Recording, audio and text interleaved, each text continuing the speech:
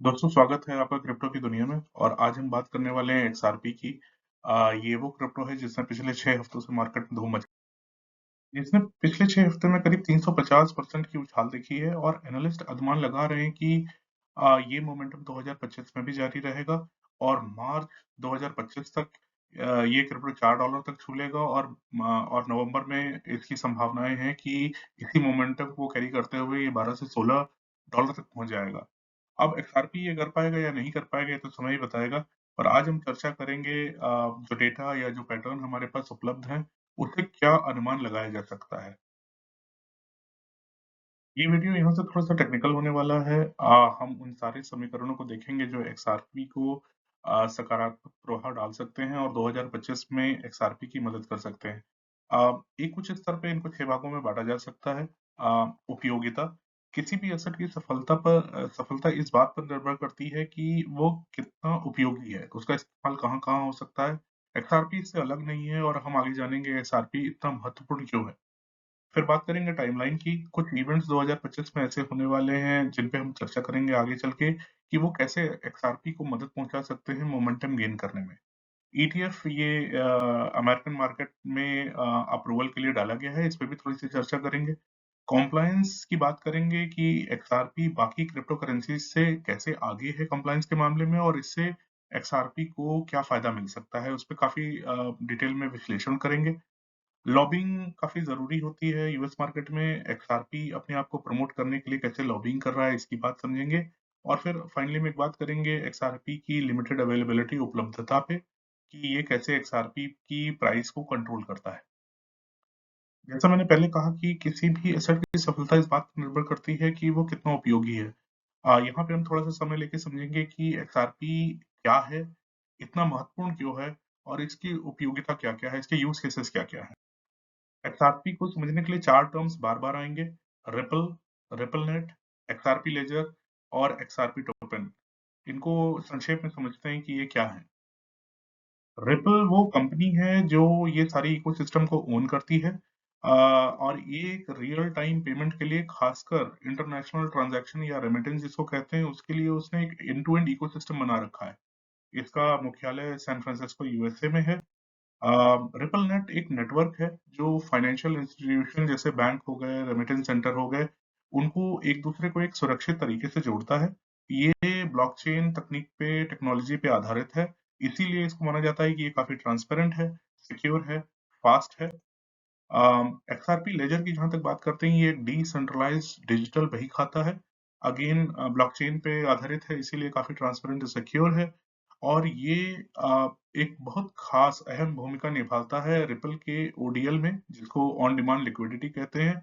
यही ओडीएल जो कंसेप्ट है या जो सिस्टम है रिपल का एक्सआरपी का ये उसको बाकी क्रिप्टो करेंसी से अलग करता है। हम आगे चल के समझेंगे कि ओडीएल क्या है और ये क्यों इतना जरूरी है एक्सआरपी के लिए। और फाइनली बात आती है एक्सआरपी टोकन के लिए। ये वो क्रिप्टो करेंसी है जिसका ट्रांजैक्शन में उपयोग होता है। नॉस्ट्रो अकाउंट जो है उनकी आवश्यकता समाप्त हो जाती है। मैं यहाँ पे इसको काफी संक्षेप में रख रहा हूँ लेकिन यदि आप को इसमें विस्तार में जानना हो तो मुझे कमेंट सेक्शन में जरूर बताइएगा। मैं इस पे एक अलग वीडियो बना दूंगा। अब वापस आते हैं और उन सारे पहलुओं को जो जोड़कर बात करते हैं कि एक्सआरपी इतना जरूरी क्यों है जो अभी हमने पिछले कुछ समय में डिस्कस किया है। अगर आप इसको समझना चाहते हैं जो हम बात कर रहे थे इंटरनेशनल पेमेंट्स या रेमिटेंस की, तो वर्ष 2023 में पिछले साल 850 बिलियन का रेमिटेंस हुआ था। और आज की तारीख में अगर हम बात करें तो जो इंटरनेशनल रेमिटेंस है उससे जो जुड़ी समस्याएं हैं एक एक कॉमन आदमी के लिए जो मनी ट्रांसफर करना चाहता है उसके लिए जो कॉमन समस्याएं हैं जैसे मनी ट्रांसफर में काफी दिन लग जाते हैं, प्रक्रिया काफी धीमे होती है, कमीशन जो बैंक्स होते हैं या रेमिटेंस सेंटर होते हैं उनके काफी ज्यादा होते हैं तो इसलिए काफी महंगा हो जाता है। आप जितना पैसा भेजते हैं उसका काफी कम आपके उसको मिलता है। कभी-कभी कुछ एरर हो जाती हैं और छोटी-छोटी इसी तरह की काफ़ी समस्याएँ आती हैं। रिपल का जो इकोसिस्टम है, जो रिपल ने पूरा इकोसिस्टम बना रखा है, वो इन सारी समस्याओं को का समाधान प्रोवाइड करता है। रिपल के पास एक बहुत पावरफुल प्रोडक्ट है जिसका हमने अभी पहले बात किया, ओडीएल ऑन डिमांड लिक्विडिटी जिसको कहते हैं। वो बेसिकली करता क्या है, ये ओडीएल जो है ये इंटरनेशनल रेमिटेंस या फाइनेंशियल ट्रांज़ैक्शन को लगभग रियल टाइम में पूरा करता है। और ये जो इंटरमीडिएट बिचौलिए होते हैं क्रॉस बॉर्डर इंटरनेशनल ट्रांजैक्शंस के लिए, उनकी ज़रूरत को ख़त्म कर देता है। और इसी वजह से ये काफ़ी तेज़ होता है। क्योंकि कोई इंटरमीडिएट बिचौलिए नहीं होते हैं, इसलिए काफ़ी सस्ता होता है और इसमें मिडलमैन की पूरी आवश्यकता को ही हटा दिया जाता है। और ओडीएल का वर्णन आप इस प्रकार से कर सकते हैं कि ओडीएल जो होता है निर्बाध होता है, सीमलेस होता है, वो रियल टाइम होता है। हम यहाँ पे बात करें जैसे पेटीएम और यूपीआई ट्रांजैक्शंस की, इंटरनेशनल रेमिटेंस के लिए के संक्षेप में ये सर्टेन होता है क्योंकि ब्लॉकचेन उस टेक्नोलॉजी पे आधारित है, तो ये काफी गारंटीड होता है और काफी कॉस्ट इफेक्टिव होता है क्योंकि इसमें कोई मिडलमैन नहीं होता है। एक्सआरपी का ये जो रिपल का ओडीएल है, रिपल ऑन डिमांड लिक्विडिटी, इसको एक उदाहरण से समझते हैं। जैसे मान लीजिए कि आपको अमेरिका से इंडिया कोई पैसा भेजना है। यहाँ पे बात हो रही है सेंडर की, जो प्रेषक होगा, और रिसीवर जो प्राप्त करता होगा। जो ओडीएल काम करता है ब्लॉकचेन टेक्नोलॉजी एक्सआरपी को यूज करते हुए, इसमें 5 स्टेप्स होते हैं। पहला होता है कि जो सेंडर होता है, प्रेषक, वो अपनी स्थानीय मुद्रा जो डॉलर होगी उसमें भुगतान शुरू करता है। प्रेषक की जो सेंडर की स्थानीय मुद्रा डॉलर है, उसको एक्सआरपी में परिवर्तित किया जाता है और उसके बाद एक्सआरपी, चूंकि ब्लॉकचेन से काफी कनेक्टेड है फाइनेंशियल इंस्टीट्यूशंस वगैरह से, तो कुछ ही सेकंड में, कुछ ही मिनटों में ये इंडिया तक पहुंच जाता है इसका ट्रांजैक्शन। जहां तक रिसीवर की बात है, प्राप्तकर्ता की बात है, वहां पे एक्सआरपी को वापस लोकल करेंसी में कन्वर्ट कर दिया जाता है और जो रिसीवर है, प्राप्तकर्ता, उसको भुगतान उसकी लोकल करेंसी में, रुपीस में हो जाता है। अम, ये जो 5 स्टेप्स हमने हमने यहाँ पे डिस्कस किया है, इनको ओडीएल मिनटों में पूरा कर देता है, जैसे आज हम यूपीआई या पेटीएम इस्तेमाल करते हैं। जबकि अगर हम यही बात करें आज की डेट में, जो बैंक में या फाइनेंशियल इंस्टीट्यूशंस में या रेमिटेंस सेंटर में होता है, उसमें वही सारी प्रॉब्लम्स होती हैं कि काफी दिन लग जाते हैं और उनके जो कमीशंस होते हैं वो भी काफी हेफ्टी होते हैं। हम वापस अपने मेन मुद्दे पे आते हैं कि एक्सआरपी को 2025 में इतने बढ़ने की संभावनाएं क्यों हैं, और इसी विषय में दूसरे पे आते हैं, जो समय सीमा की बात हो रही थी, टाइमलाइंस की बात हो रही थी। 2025 में कुछ ऐसे इवेंट्स होने वाले हैं, कुछ ऐसे पड़ाव आने वाले हैं, जहां पे कुछ ऐसे इवेंट्स होंगे जो एक्सआरपी को काफी मदद करेंगे। उनको समझने से पहले थोड़ा सा हिस्टोरिकल बैकग्राउंड देख लेते हैं एक्सआरपी का। समय में वापस जाएंगे दिसंबर 2020 में। ये वो समय था जब एसईसी ने, जो यूएस की सिक्योरिटी एक्सचेंज कमीशन है, उन्होंने रिपल पे एक केस डाल दिया था, जिसका काफी लंबा डिस्प्यूट चला। और इसकी इसकी इसके बारे में रिपल के सीईओ ने भी काफी डिटेल में लिखा था। अ, 2020 से लेके 2024 तक रिपल करीब करीब 0.55 सेंट पे था, कुछ एक दो एक्सेप्शंस को लेते हुए। लेकिन 2024 में काफ़ी चीज़ें बदल गईं। सबसे पहली बात ये थी कि यूएस के इलेक्शंस हुए और यहाँ पे ट्रम्प की जीत हुई। ट्रम्प एक प्रो क्रिप्टो करेंसी हैं, लीडर हैं, जो काफ़ी सपोर्ट करते हैं क्रिप्टो को, और उन्होंने खुद बोल रखा है कि वो यूएस को क्रिप्टो कैपिटल बनाना चाहते हैं। इससे सारी क्रिप्टो करेंसीज को काफ़ी बढ़ावा मिली हुई है। और 6 नवंबर को जब प्रेसिडेंट इलेक्ट ट्रम्प जीते थे इलेक्शन, उस दिन भी क्रिप्टो जो एक्सआरपी है, उसका दाम 0.54 डॉलर पे था। आगे बढ़ते हैं। 6 नवंबर को जब प्रेसिडेंट इलेक्ट ट्रम्प जीते थे इलेक्शन यूएस का, उसके बाद से 4 दिसंबर को प्रेसिडेंट ट्रम्प ने पॉल एटकिंस को पिक किया था कि वो एसईसी के नए चेयरमैन होंगे। और 5 दिसंबर को, उसके एक दिन बाद, उन्होंने पेपैल के पुराने एग्जीक्यूटिव डेविड सैक्स को बोला था कि वो एआई के क्रिप्टो जार होंगे। अब आप ये देखिए कि 6 नवंबर से लेके 4 दिसंबर के बीच में एक्सआरपी 326% बढ़ा, और उसी के एक दिन में 5%, क्योंकि ये न्यूज़ मार्केट में थोड़ी सी पहले से आ गई थी कि ट्रम्प चूंकि क्रिप्टो को फेवर करते हैं, तो किसी न किसी को ऐसे को लेके आएंगे जो थोड़ा सा क्रिप्टो के फेवर में बात करेगा। In terms of not favour, favour को ऐसे नहीं बोला जा सकता है कि कुछ गलत करेगा, बट जस्ट दैट कि वो थोड़े से रूल्स और रेगुलेशंस को लेके आएगा, उसको रेगुलेट करेगा, और इससे सारी क्रिप्टो करेंसीज को फायदा मिलेगी, स्पेशली एक्सआरपी को, क्योंकि एक्सआरपी का जो करंट एसईसी चेयरमैन के साथ झगड़ा चल रहा था, अब चूंकि ये डिसाइड हो गया है कि नए चेयरमैन आएंगे, और जो पुराने चेयरमैन हैं वो जनवरी 20 को रिटायर करने वाले हैं, वो हटने वाले हैं, उनकी जगह पे ये लेंगे। अ, इसी टाइमलाइन पे अगर आगे चलते हैं, तो जैसे मैं पिछले कह रहा था कि वो जो एसईसी और रिपल के बीच में केस चल रहा था, उस पे शुरू में एसईसी ने $2 बिलियन का फाइन लगाया था रिपल के ऊपर में, जो कि घटा के 240 मिलियन कर दिया गया था। अप्रोक्सीमेटली 95% रिड्यूस किए गए थे वो पेनाल्टी। लेकिन उसके बाद भी उस पर कुछ चर्चाएं चल रही हैं। 15 जनवरी 2025 को उसका फाइनल आउटकम आने वाला है। कोर्ट ने डिसाइड कर रखा है कि उस दिन तक जो भी फैसला होना है वो उस पे हो जाएगा। अभी मार्केट में न्यूज़ ऐसी आ रही है कि वो जो केस है मोस्ट प्रोबेबली एसईसी ड्रॉप कर देगा, और अगर ये ड्रॉप होता है तो इसके लिए एक्सआरपी को काफ़ी फ़ायदा मिलेगा, और ये अनुमान है कि उस दिन एक्सआरपी में उछाल देखने को मिल सकता है। उसके बाद जो सबसे ज़रूरी बात होने वाली है वो मार्च मार्च में है। मार्च में फेड रिज़र्व जो है वो माइग्रेट करेगा आईएसओ 20022 पे। और ये इसका मतलब बेसिकली ये है कि फेड रिज़र्व जो है वो नए स्टैंडर्ड्स पे जाएगा, और सारे फाइनेंशियल इंस्टीट्यूशंस को स्टैंडर्ड फॉलो करने होंगे आगे चलते हुए। और इसकी जो डेडलाइन है स्टार्टिंग की वो मार्च 10 2025 है। ये एक्सआरपी के लिए और स्पेशली रिपल के लिए इतना ज़रूरी इसलिए है क्योंकि रिपल ऑलरेडी आईएसओ 20022 सर्टिफाइड है। Very few of the crypto currencies, जो काफी कम क्रिप्टो करेंसी जो आईएसओ 20022 सर्टिफाइड है, उसमें एक्सआरपी है, और उन्होंने सारा ग्राउंड वर्क ऑलरेडी कर रखा है। जो जिस दिन भी फेड रिजर्व की ये जो डेडलाइन है 10 मार्च की, ये जैसे ही आती है, इसमें फॉर श्योर एक्सआरपी बाकी लोगों से काफी ज्यादा लीड करेगा, क्योंकि उनके पास ऑलरेडी ये पूरा ग्राउंड वर्क किया हुआ है। और इसके अलावा उन्होंने और कनेक्शंस बना रखे हैं, जो हम आगे आगे वीडियो में डिस्कस करेंगे कि फाइनेंशियल इंस्टीट्यूशन के साथ उन्होंने क्या सेटअप कर रखा है। बट आगे इसी समय सीमा पे जो अगर चलते हैं, तो मार्च के बाद बात आती है नवंबर की। नवंबर में जो सारे पेमेंट मार्केट इंफ्रास्ट्रक्चर पीएमआई है, जैसे एसीएच हो गया, आपका आरटीजीएस हो गया, ये सारे के सारे आईएसओ 20022 पे जाएंगे। यहाँ पे सिर्फ फेड की बात नहीं हो रही है, इंटरनेशनल सारे ट्रांजैक्शंस की बात हो रही है। और ये इतना ज़रूरी स्टेप होगा कि सारे लोगों को फॉलो करना है। और अगेन आज की डेट में अगर बात करते हैं, हम 2025 में पहुंचने वाले हैं। XRP is the only one, वो एकमात्र, मैं कहूँगा कुछ आज तक शायद 9 क्रिप्टो करेंसीज को अप्रूवल मिला है, जिसमें से एक्सआरपी एक है जिसने ये सारे ग्राउंड वर्क कर रखे हैं। आगे बढ़ते हैं, फिर से अपने मेन मुद्दे पे आते हैं। हमने दो चीजें डिस्कस कर ली, उपयोगिता और उसके बाद टाइमलाइन। अब बात करते हैं ईटीएफ की। अमेरिका मार्केट में ईटीएफ बेसिकली एक बास्केट होता है, जहाँ पे हम काफी डाइवर्स पोर्टफोलियो में काफी एसेट्स एक साथ खरीदे जा सकते हैं, और वो एक रेगुलेशन देता है, एक क्रेडिबल स्टैंप लगाता है। जैसे अगर ईटीएफ अप्रूव होता है तो एक क्रेडिबल स्टैंप लग जाता है रेगुलेटेड फ्रेमवर्क के अंदर में। और ये जैसे ही होता है वैसे ही हेज फंड्स या जो लार्जर इंस्टीट्यूशंस हैं वो काफी हेवली इन्वेस्ट करते हैं। बात यहाँ मिलियंस और बिलियंस ऑफ डॉलर्स की हो रही है। अगर एक एग्जांपल लेना चाहें तो इसमें बिटकॉइन का एग्जांपल लेते हैं। बिटकॉइन का ईटीएफ जो है 10 जनवरी को अप्रूव हुआ था। उस दिन बिटकॉइन $46,000 का था करीब करीब। उसके बाद आप देखिए कि एकदम एक मैसिव सडन जंप मिला था, और विद इन बात महीने, दो डेढ़ महीने की है, 6 हफ्ते के अंदर अंदर बिटकॉइन 70,000 टच कर गया था।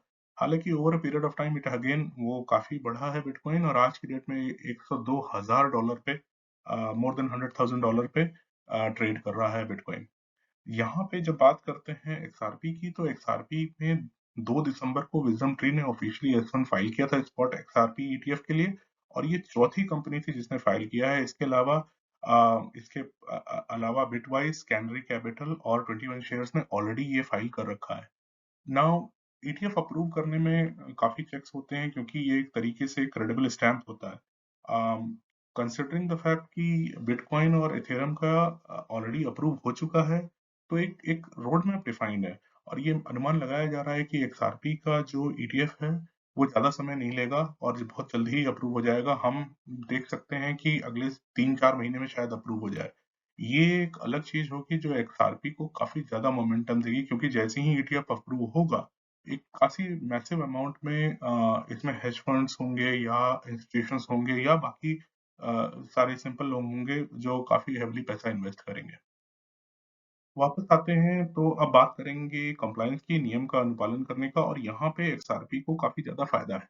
ये हम पहले से बात करते चले आ रहे हैं कि एक्सआरपी आईएसओ 2002 कंप्लायंट है।